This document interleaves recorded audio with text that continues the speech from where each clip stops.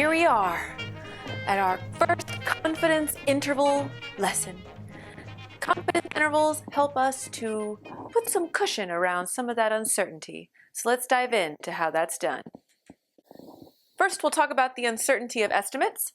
Then we'll get into confidence intervals, comparing a sample to sample distributions, exact 98, 95, and 99 rule, an ideal world example, and uncertainty and 95% confidence. But first, what is our goal when we take a sample and calculate a statistic like the mean? What are we really trying to get at? What do we really care about? The truth! And we can handle the truth! I don't know if any of you actually get that reference. We are sampling and calculating in an attempt to capture the truth, in this case the true mu.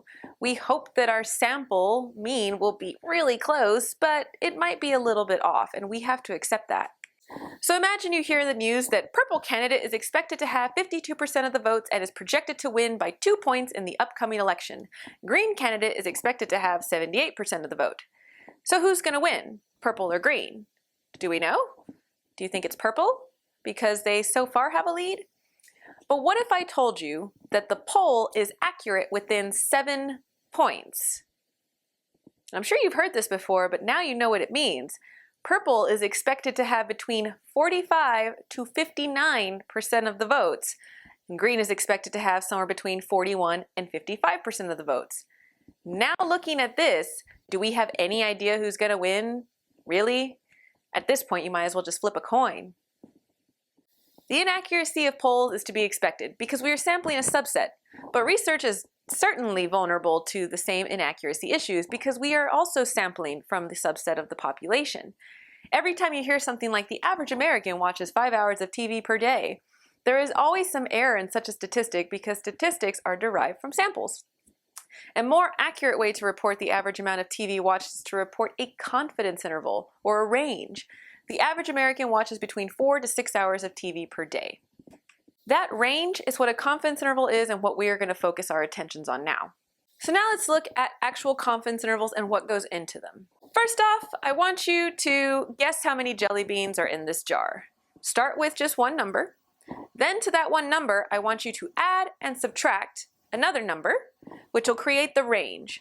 So if I guessed 100 and then I add and subtract 20, my range is somewhere between 80 and 120. And lastly, tell me how confident you feel about that guess. So you just created your first confidence interval. Hooray! I mean, you made it up, but that's okay. It's still a good example.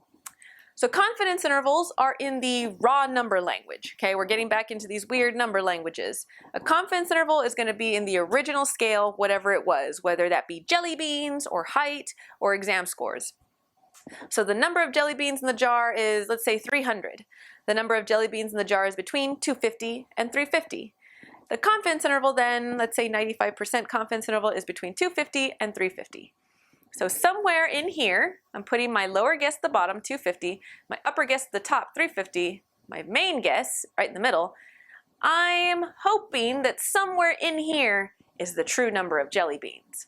So the first thing that you gave me, the first number, your first guess, is the point estimate. So it's literally just 1 point, and it's the estimate that you derive. The next number, that plus or minus value you gave me, is called the margin of error, or the más o menos. And this is the cushion that you add to one side and the other. Confidence intervals, this is the range that you calculated after you took the point estimate and added and subtracted the margin of error. So that's the 250 to 350 values. And the confidence level, this is how confident you are that the true number of jelly beans is somewhere in that confidence interval. Now in our example, you did make up your level of confidence, but we will of course use some mathematical magic to figure out what values we need to have a certain level of confidence. So confidence intervals describe the uncertainty and error associated with taking a sample from the population. We have our point estimate and then we add our margin of error, that más o menos that you put on top or bottom, that more or less. We can't really know the absolute truth of a population when we're taking a sample due to just error and random chance. Though our point estimate may be wrong, we can be confident that the extra cushion, that margin of error around our estimate, captures the true mu. And remember, this is always our goal, to capture the truth, that true mu, population's mu. So now we're going to compare a sample to the sampling distribution. And as a reminder, this sampling distribution is theoretical, so we're just going to pretend as if we do know what the true sampling distribution is. So pretend that we know this, but in reality we can never know it. Okay, so here is a sample that you went out and collected. You asked some people how many hours a week they studied, and you got some sort of an average. And here's the way that your data distributed, with your mean right in the middle, your X bar. Now in this situation, this is a perfect match scenario, some amazing, wonderful, miraculous moment where your average was the exact truth somehow. So you see how the sample distribution is perfectly in line, the means are both in line. We have our X bar, our mu sub X bar for our sampling distribution, and the true mu. They're all perfectly in line. You just hit that bullseye just perfectly. So this is, again, an ideal situation, and it's not very likely. So let's look at a more likely example. So just a quick note again, that sampling distribution, they're theoretical. Though they represent the distribution of a bunch of sample means, we don't actually go out and collect hundreds and hundreds of means. Rather, we use our one sample mean and we create a theoretical sampling distribution based on our one sample mean's variance and sample size. While we are being introduced to these topics, though, I think it's important that we pretend as though we know the truth before moving forward. So we're going to pretend that we know the true sampling distribution somehow in the background. So now this is a more realistic situation. Say you went out and took this sample and somehow, due to error and random chance, your sample mean was a little bit higher than the true mu. See how it's just a little bit offset? This is your mean that you calculated, the slightly darker color, and it's still within the realm of the 95% that we would kind of expect most of our means to fall, but it is a little high. So here our sample mean is an overestimate of the true population parameter. So you might have been going, wait, what's up with that 1.96 down there? It's no longer a 2. Yeah, okay, so remember our lovely 68, 95, 99 rule for normally distributed data? Yeah? Okay, well, that wasn't completely exact. It's kind of like shorthand, and I'm very sorry. I really am sorry. I really am. So here is the 68, 95, 99 rule rounded, and this is what we've been dealing with. And 1, 2, 3 standard deviations, 68, 95, 99.7. But let's get a little bit more exact now. Here are the exact values. Now the first thing you might notice is that what happened to 68? Well, from now on, we actually don't really care that much about the 68% in the middle. All we're really going to start caring about is 90, 95, and 99. In reality, we only really care about 95 and 99. But we'll keep 90 in there. So the number that's associated with 90% of the observations, 95% of the observations, and 99% of the observations are these numbers right here. The most important ones to remember, I would really spend some time learning this one, is 1.96, because it's related to that 95%, and we really care about that 95%. Why do we really care about that 95%?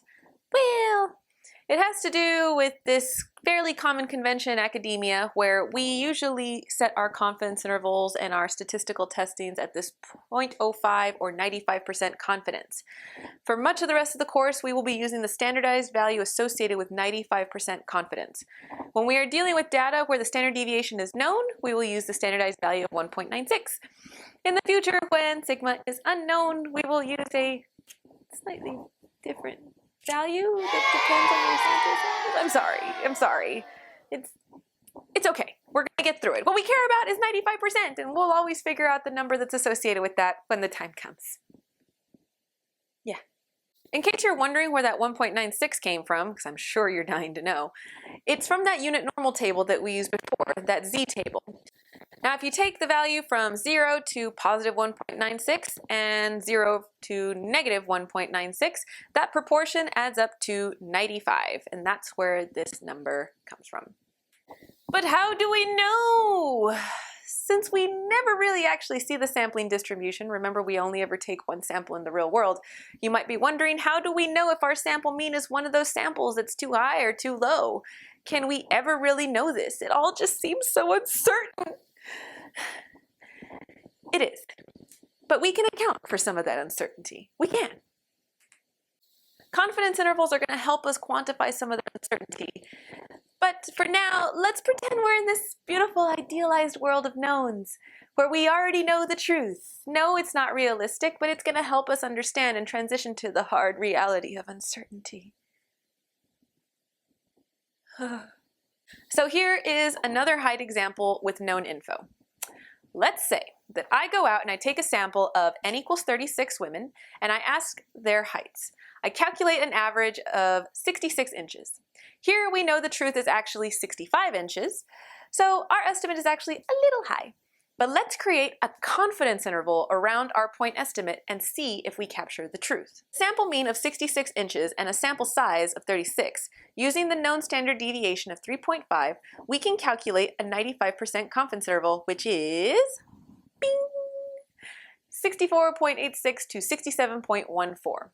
So this is our confidence interval. We're saying that even though our point estimate, the average that you calculated from your sample, was 66, instead of saying just exactly 66, we're going to say the true height of women is somewhere between 64.86 and 67.14. So, did we capture the truth in our confidence interval around our sample mean?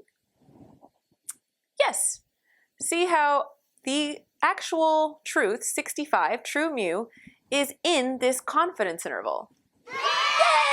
We did it! We got our confidence interval to capture that true mu, and that's awesome. Now let's do another example with a poor sample. I'm feeling a bit lazy, and while I am at a sports conference for volleyball and basketball players, I ask 9 women how tall they are. I calculate a sample mean of 68 inches and create a 95% confidence interval around that point estimate. And my confidence interval is 65.7 to 70.29. Now this time, look at this confidence interval. We're trying to cross this. We want to capture the truth. Did we catch it? Unfortunately, this time we missed the true mu in our confidence interval because we had a very small sample size and I was being lazy and I wasn't taking a real representative sample.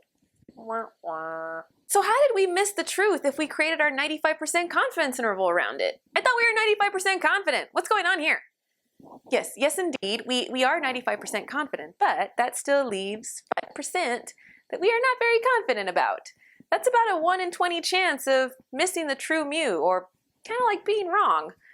And you might be that 1 in 20, that 5%, and we kind of can't know that. But let's visualize it for just a second. Let's visualize that 5% chance, that 1 in 20. So each one of these dots is a point estimate. So somebody went out, took a sample of n equals 100, calculated the average, and that's what all these circles are. The arrow that's around them is the confidence interval that was calculated around the point estimate. So notice that most of them are here in the middle, close to the true mu. A few dark ones that are further out, almost outside of that 95%. And then here's this sucker. This is the one that even its confidence interval does not capture the truth. See how it's not overlapping there. So this is like that 1 in 20. This is the one that missed the true population parameter mu. So how do confidence intervals help us? Because none of these single point estimates, rarely if ever, will be exactly the true population parameter mu, the thing that we're trying to find, that truth, we can though kind of capture it by creating this confidence interval around it, giving ourselves a little bit of wiggle room, acknowledging that we're not perfect, our estimate is not perfect, but more than likely, we hope, the truth is going to be in that estimate, and that's how confidence intervals can help us. Said another way, if I were to reach into a bag of 100-point estimates that each one has a confidence interval associated with, 5 out of those 100 estimates will miss the true population parameter mu. In this little case here, most of them all here, 95 of these have a confidence interval that will span and catch the true mu, but these out here, these are the ones that are going to miss the mark, and that is that 1 in 20 chance. Here is a side interactive tool that you should pause this video right now and go and play with. It's a link to an awesome interactive tool that you can see what kind of things affect a confidence interval and how many times you miss the truth. Go try it. Go try it. This guy's great. I love his stuff. All right, enough of the theoretical stuff. It's time to calculate some stuff. I'll see you in the next one where we finally start calculating some confidence intervals. I'll see you there. Bye.